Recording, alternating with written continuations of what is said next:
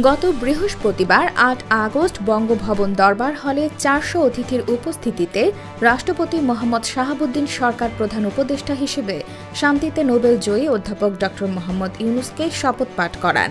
এছাড়া ১৩ উপদেষ্টা শপথ গ্রহণ করেন এবং বাকি ৩ জন ঢাকার বাইরে থাকায় শপথ গ্রহণে অংশগ্রহণ করতে পারেননি।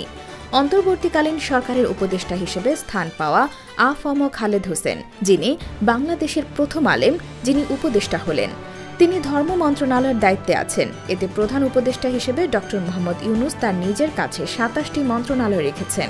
প্রখ্যাত এই আলেমের পুরো নাম আবুল ফয়েজ মোহাম্মদ খালিদ হাসান, তবে তিনি ড আ.ফ.ম. খালিদ হাসান নামে বেশি পরিচিত।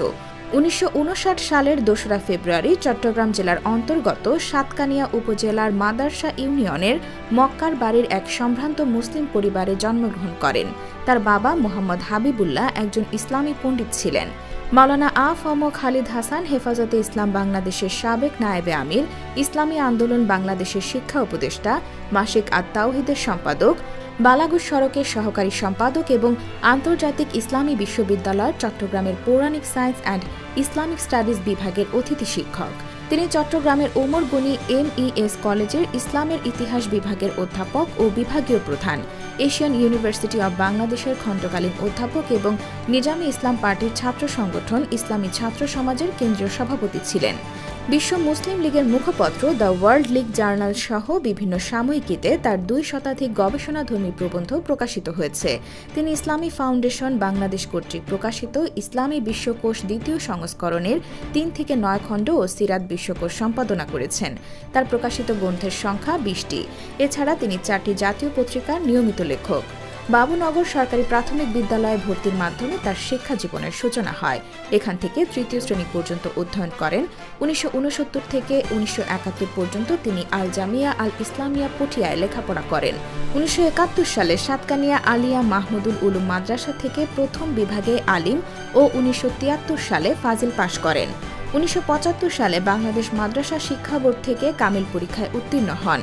তিনি আশরাফ আলী তানভীর শিষ্য মোহাম্মদ আমিনের কাছে সহিহ বুখারী, চট্টগ্রামের মিরসরাই থানা নিজামপুর এলাকার বাসিন্দা মতিউর রহমান নিজামীর কাছে সহিহ মুসলিম, ইসমাইল আরাকানি কাশিমের কাছে সুনান আত-তিরমিজি, নাওয়ার হাসান কাশিমের কাছে সুনানে আবু দাউদ পড়েছেন।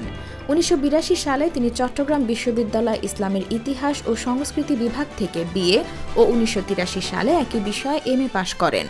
২০০৬ সালে চট্টগ্রাম বিশ্ববিদ্যালয়ের স্কলারশিপ নিয়ে হযরত মুহাম্মদ সাল্লাল্লাহু আলাইহি ওয়াসাল্লামের খুতবা সামাজিক সাংস্কৃতিক গবেষণা বিষয়ের ওপর সম্পন্ন করেন তার পিএইচডি।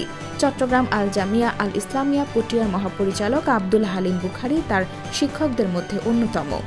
আ.ফ.ম. খালিদ হাসান তার ধর্ম মন্ত্রণালয়ের দায়িত্ব সঠিকভাবে পালনের মাধ্যমে আমাদের দেশের সকল ধর্মের মানুষ সমান অধিকার ভোগ করবে। তো বন্ধুরা, এই ছিল আজকের ভিডিও। যদি ভিডিওটি ভালো লাগে তাহলে অবশ্যই লাইক, কমেন্ট, শেয়ার এবং চ্যানেলটি সাবস্ক্রাইব করে পাশেই থাকুন। আবার দেখা হবে পরবর্তী কোনো ভিডিওতে। সেই পর্যন্ত সবাই ভালো থাকুন, সুস্থ থাকুন। আল্লাহ হাফেজ।